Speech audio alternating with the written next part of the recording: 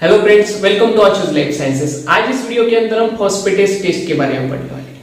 इस पूरे सीरीज के अंदर हमने मिल्क की डिटरमिनेशन के लिए अलग अलग जो टेस्ट परफॉर्म किए जाते हैं, उसकी क्वालिटी चेक करने के लिए, उसकी फैट चेक करने के लिए, उसके बारे में पढ़ा है। हमने पिछली वीडियोस के अंदर MBRT, गर्बर्स मेथड, लैक्टोमीटर मेथड और रेजाजुलिन टेस्ट के बारे में पढ़ा है। आप उन वीडियोस का लिंक डिस्क्रिप्शन बॉक्स में देख सकते हैं। इस वीडियो के अंदर हम पर्टिकुलरली जो फॉस्फेटेज टेस्ट परफॉर्म की जाती है इसके बारे में पढ़ेंगे। अभी टेस्ट क्यों परफॉर्म की जाती है, जो मिल्क होता है वो पाश्चराइज है या नहीं, इसके चेकिंग के लिए ये टेस्ट की जाती है।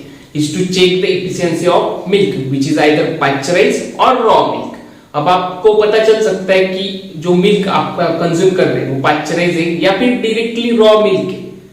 तो आप देखिए, इसके अंदर हमें कुछ केमिकल्स की जरूरत होती है। उनमें से एक डाइसोडियम फिनिल फॉस्फेट बफर, उसके साथ हमें लगता है फेलिन्स रीजन। अभी जो दो इंडिकेटर्स है, जो फेलिन्स रीजन है, जो इंडिकेटर है, इसकी जरूरत नहीं पड़ती।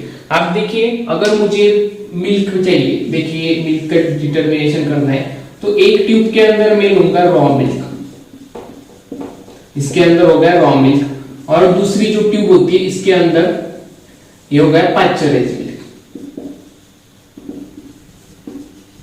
This is pasteurised milk. अब क्या होगा, जो रॉ मिल्क होता है उसके अंदर फॉस्फेटेज एंजाइम प्रेजेंट होता है। इस रॉ मिल्क के अंदर कौन सा एंजाइम होता है? फॉस्फेटेज नाम का एंजाइम प्रेजेंट होता है। वही पाश्चराइज्ड मिल्क के अंदर एक फॉस्फेटेज एंजाइम प्रेजेंट नहीं होता। अब इस टेस्ट के अंदर क्या किया जाता है, देखिए इसके अंदर दो केमिकल्स लगते हैं। एक तो मैंने बताया आपको डाइसोडियम फिनिल फॉस्फेट बफर, ये हो गया एक, और दूसरा जो इंडिकेटर लगता है हमें, जो फेलिन्स रीजन एक इंडिकेटर। अब इनमें से एक मैकेनिज्म होता है, किस तरीके से होता है देखिए। मिल्क के अंदर अगर हमने ये दो केमिकल्स डाले, बफर डाला या फिर फेलिन्स रीजन, अब ये दोनों ऐड कर दिए। पर्टिकुलर मिल्क के अनुसार आप ऐड कर सकते हैं। इसे 10 ml का मिल्क अगर होगा तो आप एक ड्रॉप डाल सकते हैं, जो 1 ml तक का इसके अंदर फिल आउट कर सकते हैं। तो देखिए, इसके इंक्यूबेशन के बाद इसका कलर चेंज होता है, जो कि ब्लू कलर होता है या फिर कलरलेस हो जाता है, कलर चेंज नहीं होता। तो देखिए क्या होता है, अगर ये मिल्क के अंदर डाल दिया जाए तो फॉस्फेटेज एंजाइम जो होता है ना, वो फॉस्फेटेज एंजाइम इसके ऊपर अटैक कर देता है। ये जो डाइफिनिल फॉस्फेटेज है इसके ऊपर ये फॉस्फेटेज एंजाइम अटैक कर देता है। अब अटैक हो जाने के बाद क्या होगा, अटैक हो जाने के बाद में इससे फिनॉल रिलीज होगा, फिनॉल इससे रिलीज होगा। अब ये जो फिनॉल रिलीज होता है इसकी दोस्ती होती है इस फेलिन्स रीजन के साथ। क्या होता है इनका, तो ये इसके साथ कंबाइन हो जाएगा।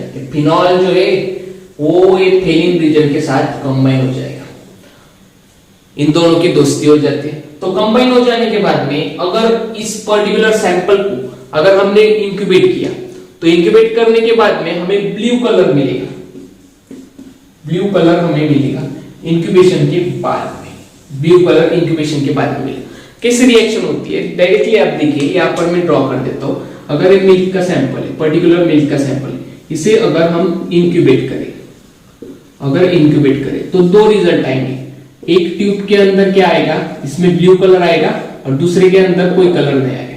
ये ब्लू कलर प्रेजेंट होगा, इसके अंदर नो कलर। तो क्या होगा, ये ब्लू कलर जो होता है वही इंडिकेट करता है कि आपका मिल्क रॉ मिल्क है, वो पाश्चराइज्ड मिल्क नहीं है। क्योंकि मैंने आपको बताया कि रॉ मिल्क के अंदर ही फॉस्फेटेज एंजाइम प्रेजेंट होता है, और वही फॉस्फेटेज एंजाइम जो डाइसोडियम फिनिल फॉस्फेट बफर है इसके साथ रिएक्ट करेगा, फिनॉल रिलीज करेगा। वो फिनॉल फेलिन्स रीजन के साथ दोस्ती करेगा। उसके बाद में इंक्यूबेशन के बाद में आपको पता चलेगा कि इसका कलर ब्लू है। अब ब्लू कलर इंडिकेट करता है कि रॉ मिल्क है। अगर ब्लू कलर नहीं आता है तो पाश्चराइज्ड मिल्क है। अब आप घर पर भी चेक कर सकते हैं कि आपको जो मिल्क आप पाउचेस के अंदर लाते हैं उसके ऊपर लिखा होता है कि पाश्चराइज्ड मिल्क है। तो आप कैसे पता कर सकते हैं? अब इसके लिए एक सिंपल किट्स भी अवेलेबल होते हैं मार्केट्स के अंदर, जो अल्कलाइन फॉस्फेट बफर के किट कहा जाता है। इसके आप स्क्रीन पर देख सकते हैं। अब इस किट के अंदर क्या होता है, एक स्ट्रिप्स आती है। अब स्ट्रिप्स आप जो मार्केट से आपने पाश्चराइज्ड मिल्क लाया पाउच के अंदर, उसको आप चेक कर सकते हैं। उसके अंदर एक स्ट्रिप डालनी है, उसके बाद में पर्टिकुलर टाइम होता है उसके ऊपर। तो आपकी स्ट्रिप अगर ब्लू हो जाए तो आप समझ लेना आपका जो मिल्क है वो पाश्चराइज्ड मिल्क नहीं है, आपको बेवकूफ बनाया गया है, ऐसा आप समझ लेना। क्योंकि जो ब्लू कलर होता है उसका इंडिकेशन ये होता है कि वो रॉ मिल्क है, उसके अंदर पाश्चराइजेशन प्रोसेस नहीं हुई है, क्योंकि उसके अंदर फॉस्फेटेज एंजाइम प्रेजेंट नहीं होता। ठीक है, तो मुझे लगता है कि आपको ये प्रोसीजर समझ में आ गई होगी। अगर आपको इस वीडियो के अंदर कोई डाउट है तो आप कमेंट सेक्शन में पूछ सकते हैं। Thank you very much for your patience.